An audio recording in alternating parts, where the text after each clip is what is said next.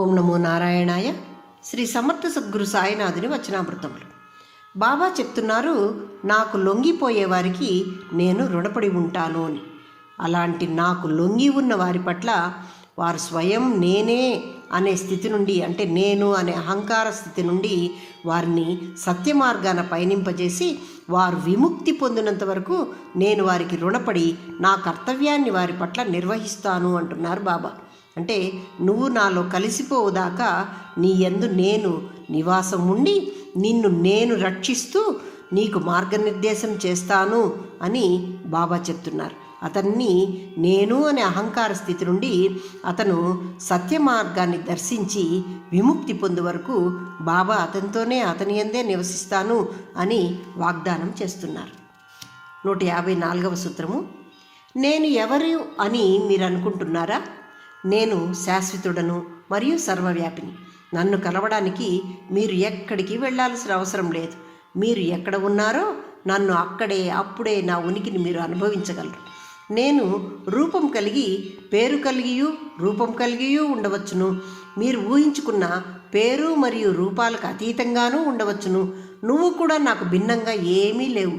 నువ్వు నిన్ను ఒక రూపము మరియు పేరుతో గుర్తించుకుంటున్నావు. అంటే నేను ఈ పేరుతో ఉన్నాను, నా రూపం ఇది అని మనం గుర్తించుకుంటున్నాం. కానీ నాకు నీకు ఎటువంటి తేడా లేదు అంటున్నారు బాబా.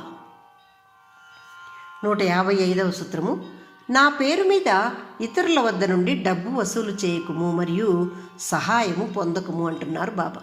మీరు ఆ విధంగా డబ్బు సహాయం పొందవలసి వస్తే నా నుండే పొందుము, ఇతరుల వద్ద నుండి కాదు. నా పేరు మీద డబ్బు సేకరణలు చేయటం మరియు స్వచ్ఛంద సేవా కార్యక్రమాలు చేయటం నేను ఇష్టపడను. కావాలంటే మీరు మీ పేరు మీద ఇలాంటివి అందించండి, కానీ ఇతరులను నా కోసం డబ్బు అప్పగించమని పట్టుపట్టవద్దు. ఇది ఇతరులకు అసంతృప్తిని గురి చేసినట్లే నన్ను కూడా అసంతృప్తికి గురి చేస్తుంది అంటున్నారు. నాకు ఎటువంటి మిషనరీలు అవసరం లేదు అంటున్నారు బాబా ఇక్కడ. 156వ సూత్రము. మీరు ఏ విధంగా విత్తితే, అంటే బీజాన్ని మనం ఏది నాటితే అదే కదా పండు వస్తుంది. ఆ విధంగా మీరు విత్తిన పండు మీకు లభించును. తప్పించుకునే అవకాశమే లేదు. ఇందు మీరు ప్రతిపాదించిన దాన్ని ఎప్పటికైనా మీరు వదులుకోవాలి. మీరు దేన్ని స్వీకరించినా దాన్ని తిరిగి ఇవ్వాల్సిందే. మీరు ఇస్తే తిరిగి పొందుతారు. మీరు ఎంత నాణ్యతతో ఇస్తారో అంతే నాణ్యతతో తిరిగి పొందుతారు. మీరు ఇచ్చిన దానికన్నా ఎక్కువ పొందాలని ఎప్పుడూ ఆశించవద్దు. మీ చుట్టుపక్కల జీవితానికి మీరు ఏమి సేవ చేస్తారో, మీ చుట్టుపక్కల ఉన్న జీవితాలకు ఏ విధంగా మీరు సేవ చేస్తారో అది మీరు తప్పకుండా మళ్ళీ తిరిగి పొందుతారు.